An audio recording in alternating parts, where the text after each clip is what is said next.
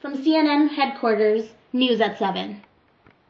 Hello and welcome to CNN. My name is Lauren Rademacher, and today we're going to hear about Andrew Jackson's first annual message to Congress from today, March 4th, 1829.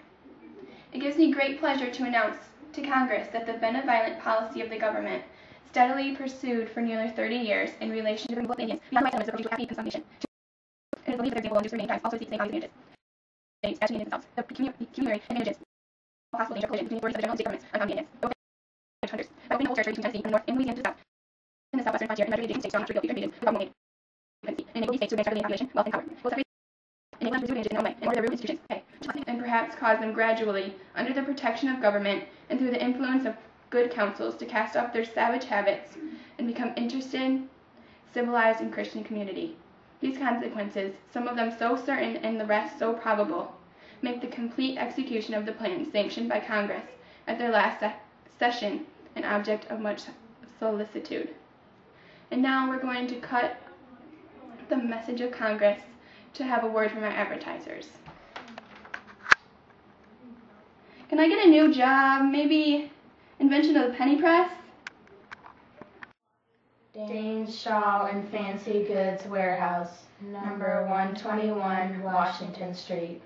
A large assortment of rich shawls constantly on hand, consisting of India and French camel hair, Tibet, merino, cashmere, Hermione, etc., etc. Long and square of the latest patterns and best fabrics. Also a good variety of fashionable fancy goods.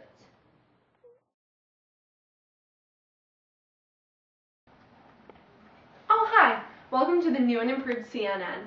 I'm your news anchor, Sarah Kulhanek.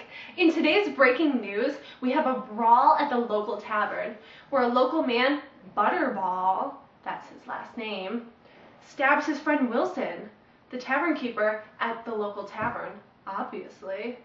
Now, over to the eyewitness news reporter that saw the event happening. And here we are at the scene of the crime. Here is a worker at Wilson's Tavern. What happened a few moments ago? Butterball was saying these heated, rude remarks, and Wilson was taking them all personally, and I was like, you shut up, and Butter was like, no, you shut up, and they got in this huge fight, and they were punching and like scratching each other, and then Butterball stabbed Wilson like 10,000 times, and before the 10,000, and before the telegram could come and get to the police, Wilson was dead, and blood everywhere. I can see that this has been a very emotional night for you. Thank you for your time. And for CNN News, I'm Lauren Rademacher. Good night. Stewart Motor Trucks embodied improvements that places far ahead of the field. Okay.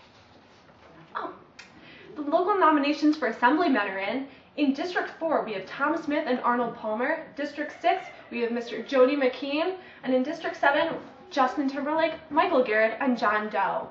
In other news, Timberlake has an advertisement out, and it says, vote smart, vote Timberlake. Your best candidate for Assemblyman. Don't vote Garrett or your voice won't be heard.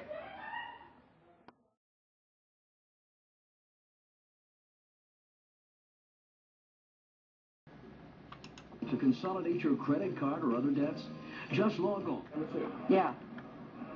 This just in, you are looking at obviously a very disturbing live shot there. That is the World Trade Center, and we have unconfirmed reports this morning that a plane has crashed into one of the towers of the World Trade Center.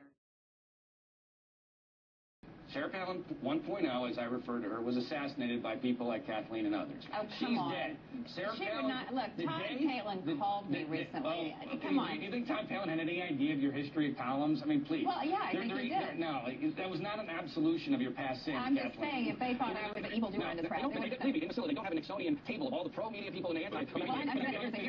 Here's that's true. Here's the answer to the question. Sarah Palin 2.0, which began the day she took the job at Fox News Channel, is a completely different entity, and one that the media is in love with, because here's why.